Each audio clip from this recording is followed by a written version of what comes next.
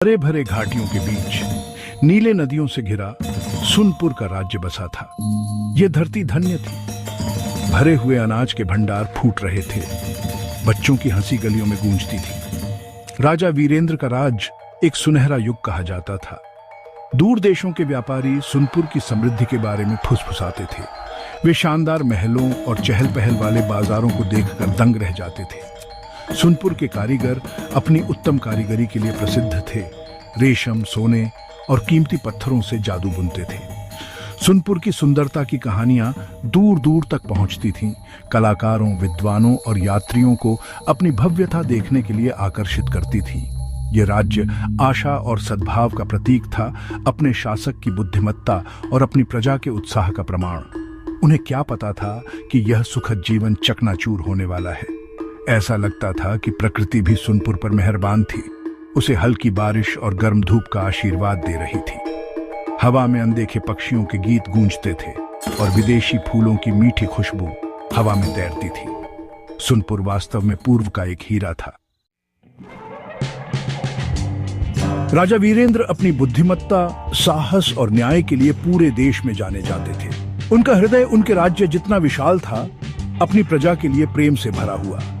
उनके पास राजकाज के मामलों के लिए एक कुशाग्र बुद्धि थी और अपनी प्रजा की शिकायतों के लिए एक दयालु कान।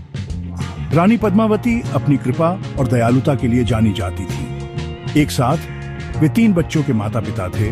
2 बेटे बहादुर दीपेंद्र और सौम्य निरंजन और एक बेटी श्रुति, जिसकी हंसी देवताओं के अमृत जितनी मीठी थी।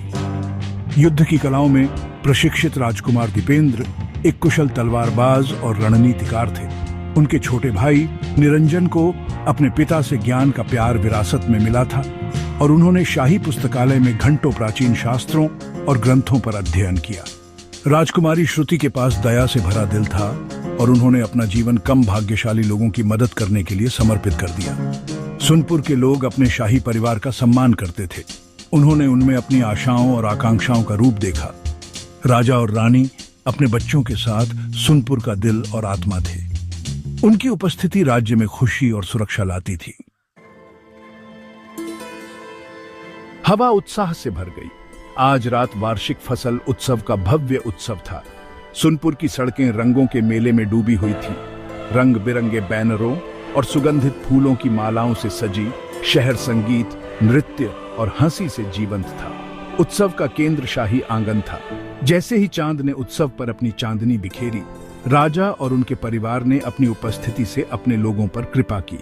राजा वीरेंद्र ने अपने चेहरे पर एक गर्म मुस्कान के साथ, अपने हाथ की एक कोमल लहर के साथ अपनी प्रजा के जयकारों को स्वीकार किया।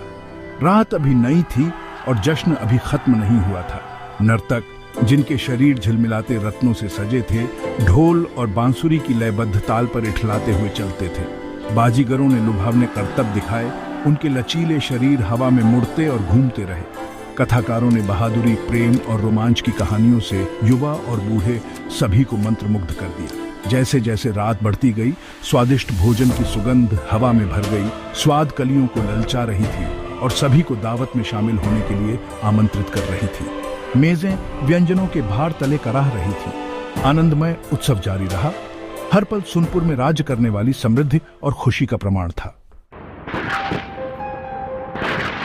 एक रूह कंपाने वाली चीख रात को चीरती हुई उत्सव के उल्लास को चकनाचूर कर गई। संगीत अचानक बंद हो गया और आंगन पर एक भयानक सन्नाटा छा गया। लोग इधर उधर देख रहे थे। उनके चेहरे डर और अनिश्चितता से भरे हुए थे। परछाई से नकाबपोश हमलावरों का एक समूह उभरा। उनकी आंखें नफरत और लालच से जल रही थीं। तलवारों और खंजरों से लैस वे बेखबर मौज मस्ती करने वालों पर टूट पड़े। उनकी क्रूर हंसी अब सुनसान सड़कों पर गूंज रही थी। शाही रक्षक अचानक से बहादुरी से लड़े, लेकिन संख्या में कम थे। हमलावर, उनकी हरकतें सटीक और घातक, महल के सुरक्षा घेरे को भयानक कुशलता से काटते हुए। उनका लक्ष्य स्पष्ट था, शाही परिवार। राजा ने अपनी आवाज अधिकार से गूंजती हुई अपने परिवार से सुरक्षा की ओर जाने का आग्रह किया, जबकि उसने अपनी तलवार खींची।